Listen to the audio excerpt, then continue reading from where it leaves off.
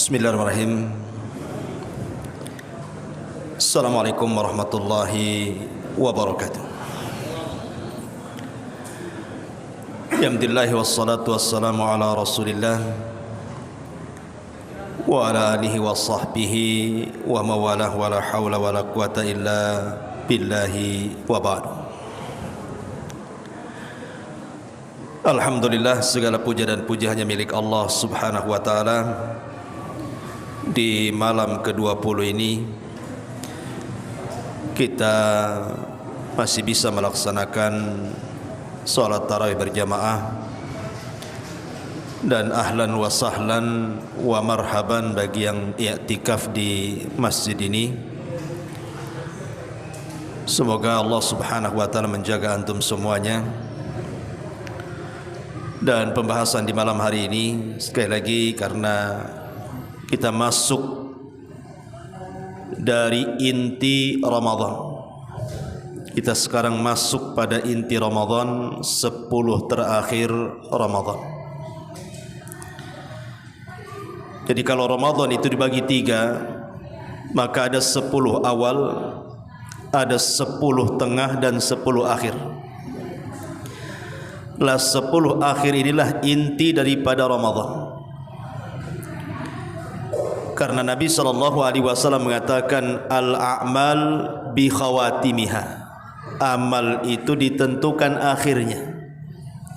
Dan kita inilah yang menentukan sukses dan tidaknya Ramadan dimulai malam ini sampai berakhirnya Ramadan. Kenapa kemudian 10 akhir Ramadan menentukan Ramadan sebelumnya? Inilah yang kita akan bahas di malam hari ini, karena di dalamnya ada malam Lailatul Qadar. Saya akan kasih gambaran kepada antum semuanya apa itu Lailatul Qadar, supaya makin termotivasi untuk memburunya.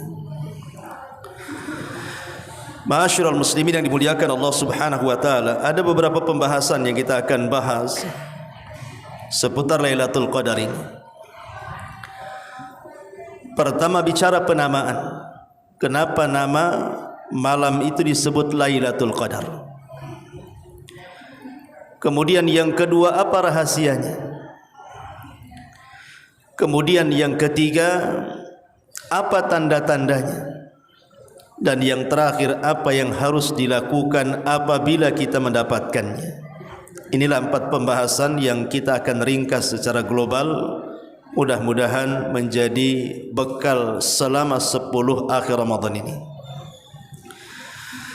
Ma'asyiral muslimin yang dimuliakan Allah subhanahu wa ta'ala, kalimat Lailatul Qadri, Lailatul Qadri, 2 kalimat. Lailah itu artinya malam, Al-Qadri ini banyak penafsiran. Maknanya bahwa Lailatul Qadar itu hanya ada di malam hari. Kalau mencari Lailatul Qadar di siang hari gak akan dapat, karena Lailatul Qadar itu hanya ada di malam hari. Adapun malam sendiri itu ada 2 definisi. Ada al-lailatu indan nasi wal lailatu indallah. Ada malam menurut ketentuan manusia, dan ada malam menurut ketentuan Allah. Sehingga Lailatul Qadar ini mengacu kepada yang mana? Kepada ketentuan manusia ataukah kepada ketentuan Allah subhanahu wa ta'ala?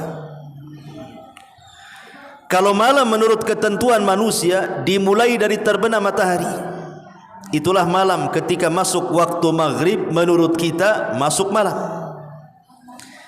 Makanya penanggalan Hijriah, berubahnya tanggal itu ketika terbenam matahari.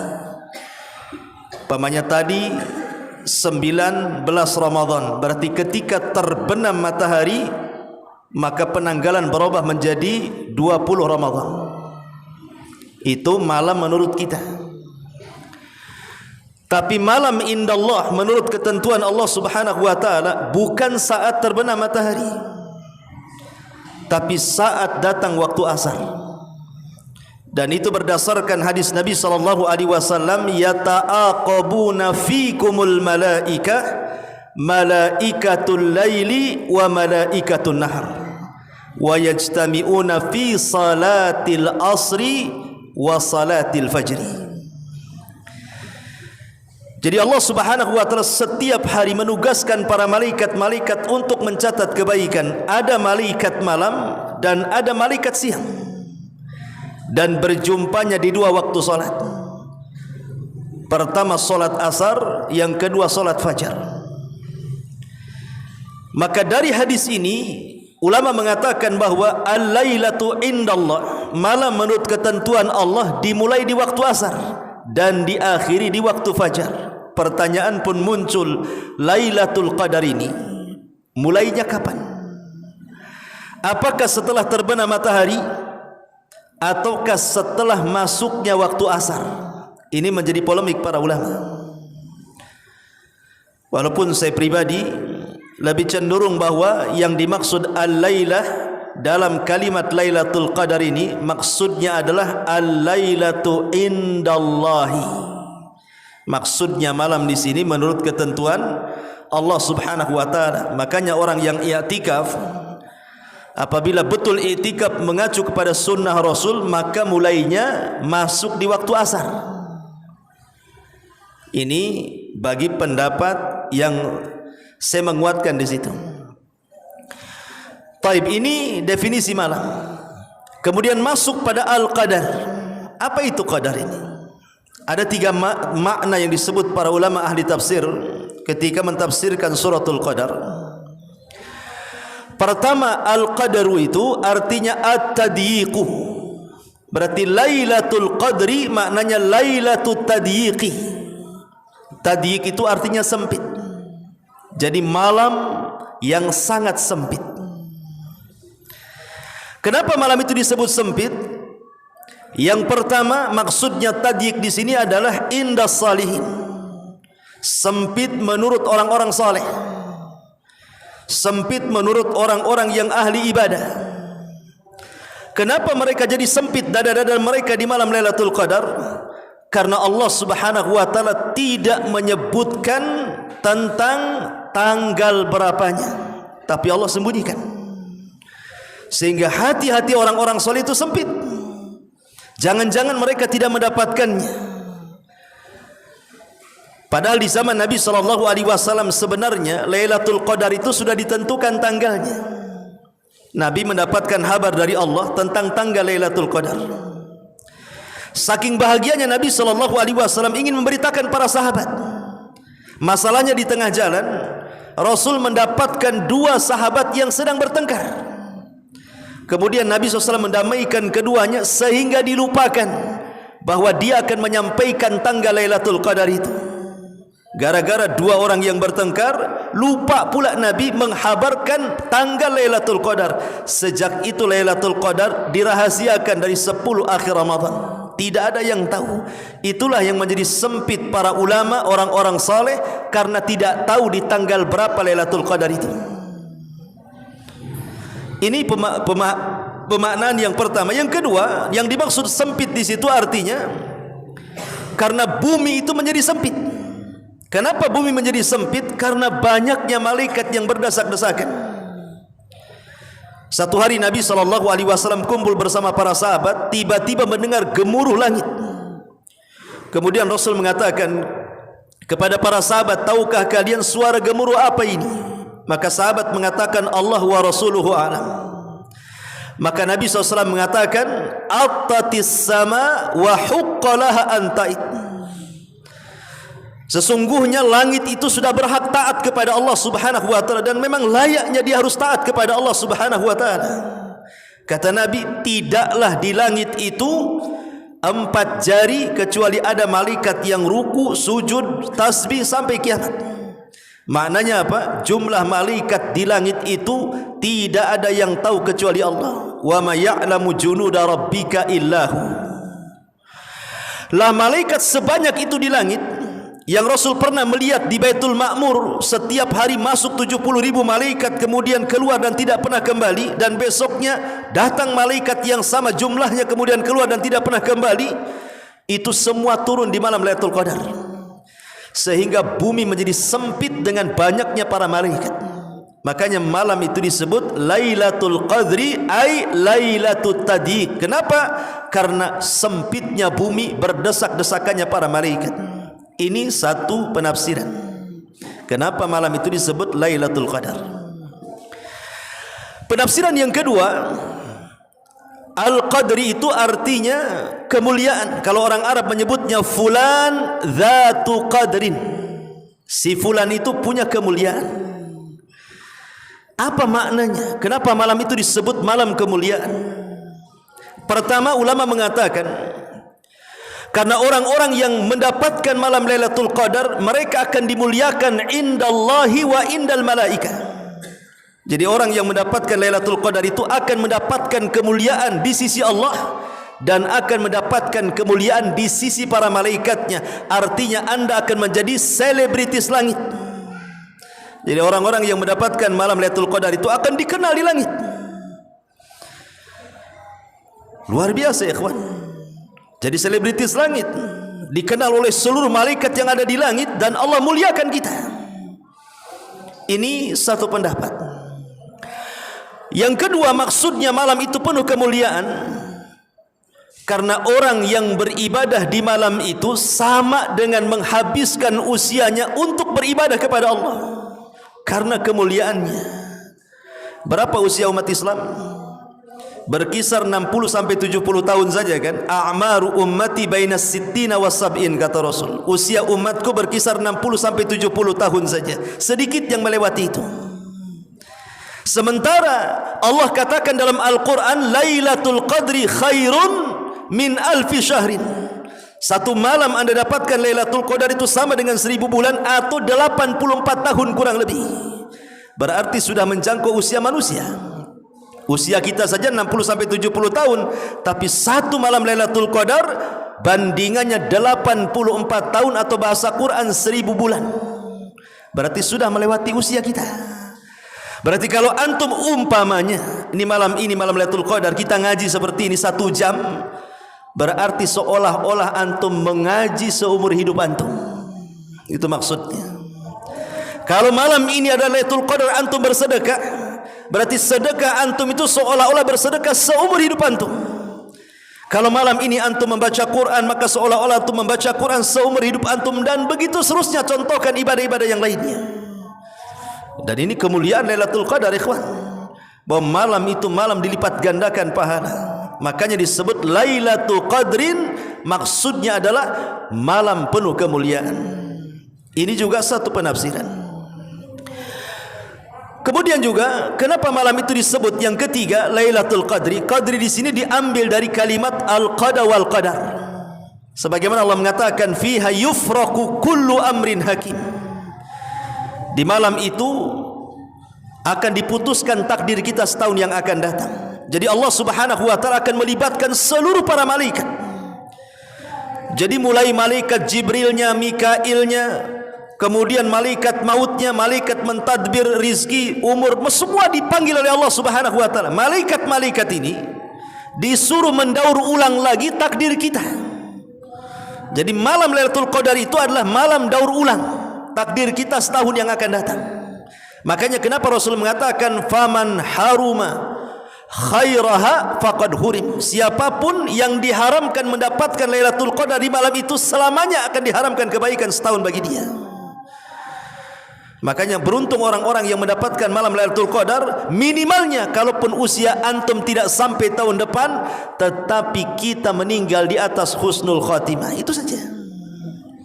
Karena malam itu malam mendaur ulang takdir setahun. Inilah dari segi penamaan kenapa malam itu disebut Lailatul Qadri. Ini pembahasan pertama. Yang kedua, Al-Quran menyebut Lailatul Qadar itu dengan 4 nama. Al-Quran menyebut Lailatul Qadar itu dengan 4 nama. Pertama, Lailatul Salam. Karena Allah mengatakan salamun hiya hatta matla'il fajr. Malam itu disebut malam salam, keselamatan. Apa yang dimaksud selamat di sini? Yang pertama, selamat dari syaitan. Karena malam Lailatul Qadar itu tidak ada setan. Setan tidak ada. Kalau di malam-malam hari di bulan Ramadan setan itu dibelenggu tapi bisa bergerak. Tapi di malam Lailatul Qadar bukan hanya dibelenggu, bergerak pun tidak. Kenapa? Karena di antara tanda-tanda Lailatul Qadar itu tidak ada meteor jatuh. Dan fungsi meteor itu pelempar setan. Artinya kalau tidak ada meteor, berarti tidak ada setan. Setan bersembunyi, tidak ada yang keluar. Berarti malam itu tidak ada praktek sihir. Kita diselamatkan dari sihir. Yang kedua, selamat dari seluruh binatang yang merupakan ciptaan Allah yang buruk. Min syarri ma khalaq. Jadi kalau antum ke hutan, pas di malam Lailatul Qadar, jumpa pula dengan harimau, itu salaman tuh. Gak mungkin harimau menerkam antum, karena malam itu salam. Gak ada binatang buas, binatang melata, binatang berbisa mengganggu di malam itu, karena malam itu malam salam. Ya, tapi jangan coba-coba pegang ular ya malam itu. Maksudnya ular ini atau binatang-binatang yang lainnya akan diselamatkan dari kita. Mereka tidak akan mengganggu kita. Karena malam itu malam salamun hiya hatta matla'il fajr. Ini penafsiran yang pertama. Ataupun selamat dari orang hasad, orang iri, orang dengki, diselamatkan kita. Kemudian juga kalimat salam juga maknanya Allah Subhanahu wa taala mengucapkan salam kepada hamba-hambanya di malam itu. Karena di antara nama Allah itu As-Salam. Jadi malam itu Allah menyampaikan salam kepada seluruh hamba-hambanya sampai datang waktu fajar. Luar biasa. Allah mengucapkan salam kepada kita. Bahkan para malaikat mengucapkan salam kepada kita. Persis seperti penduduk sorga ketika masuk ke dalam sorga, para malaikat mengatakan salamun alaikum bima sabartum fa ni'ma uqbaddar. Jadi malam itu adalah malam as-salam. Allah mengucapkan salam kepada kita. Subhanallah. Mengucapkan anda selamat, gitu maksudnya. Lah kalau Allah yang mengatakan anda selamat, anda tidak mungkin sesat selamanya. Karena Allah yang mengatakan selamat. Ya. Ma'asyiral muslimin yang dimuliakan Allah Subhanahu wa taala, ataupun anda diselamatkan hidupnya,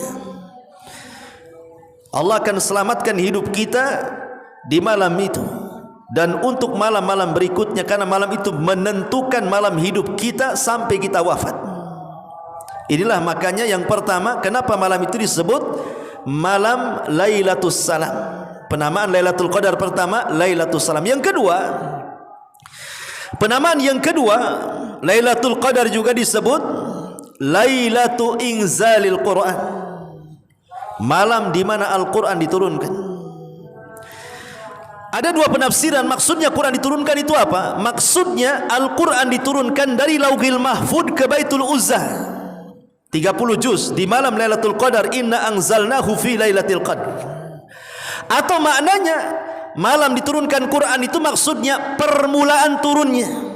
Permulaan turunnya maknanya suratul Alaq ayat 1 sampai 5. Iqra bismi rabbikal ladzi khalaq, khalaqal insana min 'alaq, iqra wa rabbukal akram alladzi 'allama bil qalam 'allamal insana ma lam ya'lam. Lah Al-Alaq 1 sampai 5 ini turun di malam Lailatul Qadar, maksudnya permulaannya. Makanya para ulama mengatakan hati-hati di 10 malam terakhir. Jangan tinggalkan Al-Quran di malam Al-Quran diturunkan. Jangan sampai kita tidak membaca Al-Quran di malam yang Al-Quran diturunkan di situ. Makanya para ulama itu 10 terakhir Ramadan mereka baca Quran.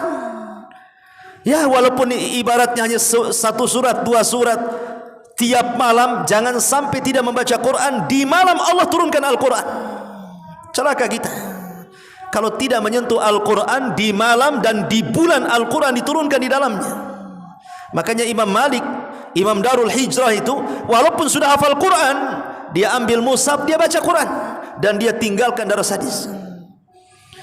Menunjukkan apa? Kemuliaan Al-Quran di malam diturunkan Al-Quran. Ini yang kedua. Dan ingat Al-Quran itu mengangkat segalanya.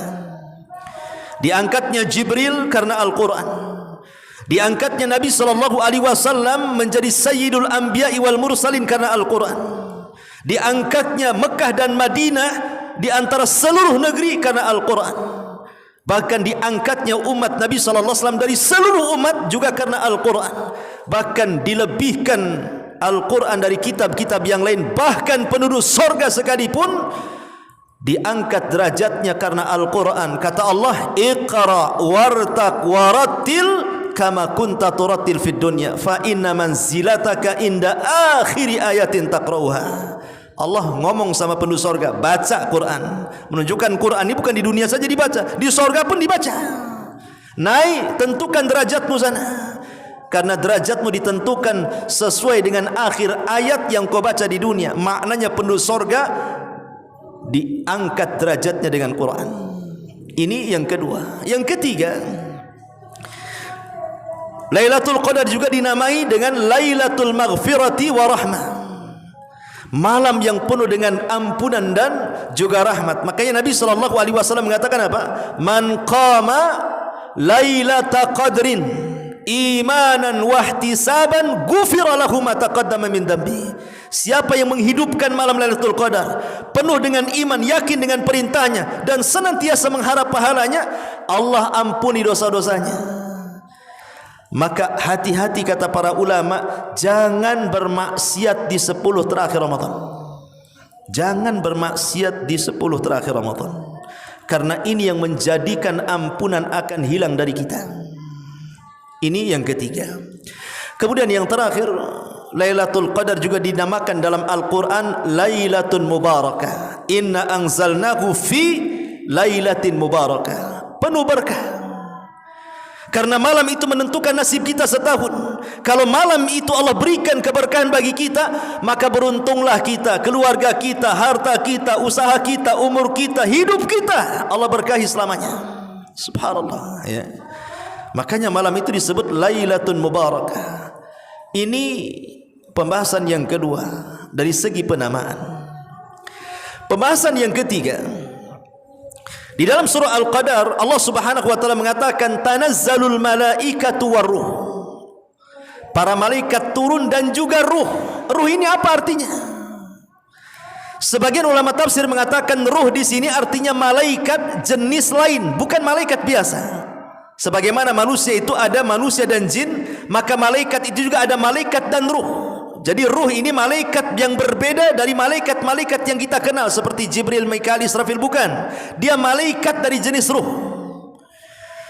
Di mana malaikat-malaikat dari jenis ruh ini mampu melihat malaikat-malaikat biasa, di mana malaikat biasa tidak bisa melihat malaikat ruh. Sama dengan kita manusia tidak bisa melihat jin, jin pula bisa melihat kita. Dua jenis malaikat ini turun di malam Lailatul Qadar. Ini satu penafsiran. Penafsiran yang kedua, maksudnya ruh di sini Jibril. Tanazzalul malaikati wa ruh, maksudnya Jibril, karena Allah mengatakan Jibril itu terkadang disebut ruh. Dan ruh di sini Jibril, maknanya Jibril memimpin seluruh malaikat di malam itu untuk turun ke bumi. Di mana turunnya? Di tempat Al-Quran diturunkan, Jibril turun di situ. Dan dia memimpin seluruh malaikat yang turun ke bumi. Anda bisa bayangkan kalau sudah malaikat turun, apa yang dibawa malaikat? Ketenangan, rahmat, berkah, macam-macam. Maka beruntunglah orang-orang yang menghidupkan malam itu, karena disaksikan semua perbuatannya oleh seluruh malaikat, hatta sayyidul malaikat Jibril sekalipun menyaksikannya. Dan luar biasa. Ini juga salah satu keistimewaan malam Lailatul Qadar. Kemudian yang terakhir tentunya tanda-tanda. Walaupun ulama mengatakan sebaiknya jangan pernah mencari dua perkara saat mencari Lailatul Qadar, Anda tidak akan dapat. Pertama, jangan pernah mencari tanda-tanda. Yang kedua, jangan pernah mencari tanggal ganjil. Kata ulama mengatakan, kalau ingin mendapatkan Lailatul Qadar, hindari dua perkara. Jangan sibuk mencari tanda-tanda dan jangan sibuk mencari tanggal ganjil. Anda tidak akan dapat. Ya. Tapi sibukkan, hidupkan 10 malam terakhir Ramadan, pasti kita dapat. Tapi sebagai pengetahuan, ulama sudah memerinci tentang masalah tanda-tanda kalau malam itu Lailatul Qadar, baik sebelum, baik sedang atau sesudah. Di antara tanda-tanda Lailatul Qadar itu, di malam Lailatul Qadar tidak akan ada bulan. Ingat, malam Lailatul Qadar itu tidak ada bulan. Yang ada hanya bintang. Bahkan bintang-bintang yang di hari-hari biasa dalam setahun itu tidak kelihatan saking jauhnya, maka dia akan mendekat ke bumi sehingga ada ziyadatun nur, ada tambahan cahaya, dan itu diketahui bagi orang-orang yang di tengah lautan atau di tengah gurun pasir. Kalau di beliau nggak bisa lah, banyak listrik ya. Maksudnya di tempat-tempat gelap baru nampak ada ziyadatun nur. Karena apa? Bintang yang tidak terlihat tampak mendekat ke bumi. Ini satu. Yang kedua, di malam itu tidak ada meteor satupun yang jatuh ke bumi.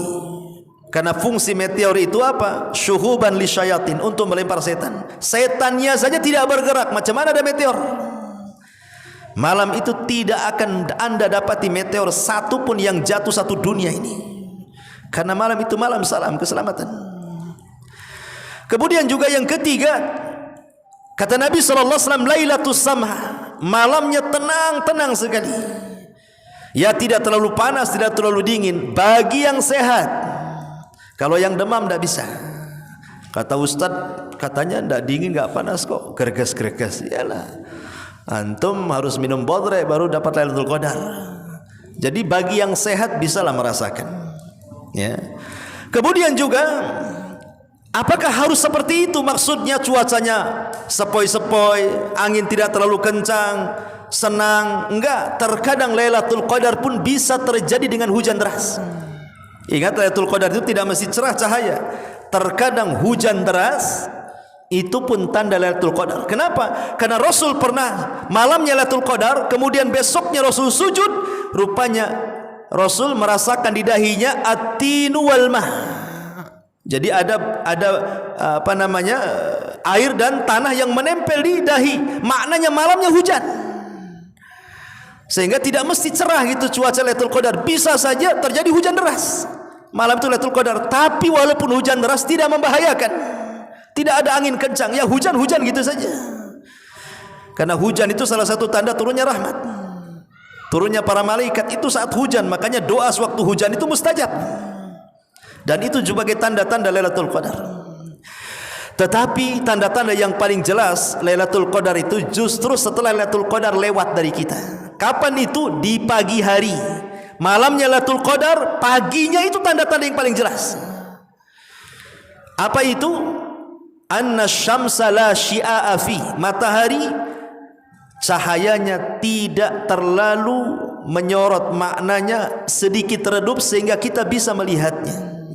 Imam Ibnul Qayyim memberikan alasan kenapa matahari di malam Lailatul Qadar itu kok cahayanya berbeda dengan setiap hari terbitnya. Ada 3 alasan kata beliau. Yang pertama, karena malam Lailatul Qadar itu penuh dengan malaikat, sehingga di pagi hari malaikat itu mereka naik ke langit, dan malaikat itu tercipta dari nur cahaya, dan cahayanya inilah yang menghalangi cahaya matahari, sehingga cahaya matahari ke bumi terhalang dengan cahaya malaikat, makanya agak redup. Ini satu pendapat dari Imam Ibnul Qayyim. Yang kedua, di dalam hadis Nabi SAW, kenapa kita dilarang solat saat terbit dan terbenam? Karena di situ ada 2 tanduk syaitan. 2 tanduk syaitan. Dan malam Lailatul Qadar tidak ada setan, sehingga setan tercipta dari api. Kemudian matahari juga punya panas seperti api, sehingga ketika api bertemu dengan cahaya matahari, makanya kemudian silau sekali. Tapi ketika setan tidak ada, berarti matahari terbit sebagaimana awal penciptaannya, makanya agak redup dan bisa dilihat. Ini satu pendapat juga. Tapi juga ada yang mengatakan tidak. Kenapa matahari dibuat redup seperti itu? Ya karena Allah ingin menguji orang-orang yang mujtahid saat mencari Lailatul Qadar. Sengaja Allah buat tanda-tanda yang jelas itu setelah lewatnya, bukan di awalnya gitu loh. Kalau di awalnya, oh senanglah semua orang tahu ini Lailatul Qadar kan. ketika tanda itu di akhirnya, maka orang akan menyesal, kenapa semalam saya tidak qiyamul lail, kenapa saya tidak baca Quran, kenapa saya tidak berdoa, dan begitu seterusnya. Makanya dibuat tanda-tanda yang paling jelas itu di pagi harinya. Maka hidupkanlah malam Lailatul Qadar itu dengan menghidupkan 10 malam terakhir Ramadan. Tidak mesti satu malam suntuk, minimalnya ya 2/3 malam atau 1/3 malam. Jangan sampai satu malam itu terlewatkan tanpa ibadah, gitu maksudnya. Kalau antum ini kerja malam hari sip-sipan matahari, kan bisa tuh di tempat kerja baca Quran, berzikir. Karena logikanya begini, ikhwan. Sering saya contohkan. Kalau antum ingin bersedekah, anggaplah antum tidak punya uang, hanya punya uang 100.000. Hanya punya uang 100.000. Antum tukar aja 100.000 itu menjadi lembaran 10.000. Kan jadi 10 jadinya kan? 100.000 antum tukar jadi 10.000 tuh. Berarti antum bisa tiap malam sedekah 10.000, 10.000, 10.000, 10.000, 10 hari. Saya yakin dari 10.000 yang antum sedekahkan, pasti ada yang bertepatan dengan Lailatul Qadar. Tidak mungkin tidak. Pasti. Kalau antum punya uang 100, pecah jadi 10. Tiap malam 10, 10, 10, 10, 10 kan itu. Pasti yang 10 bertepatan dengan Lailatul Qadar. Berarti kalau yang 10.000 bertepatan dengan Lailatul Qadar, ikhwan, seolah-olah antum bersedekah seumur hidup antum.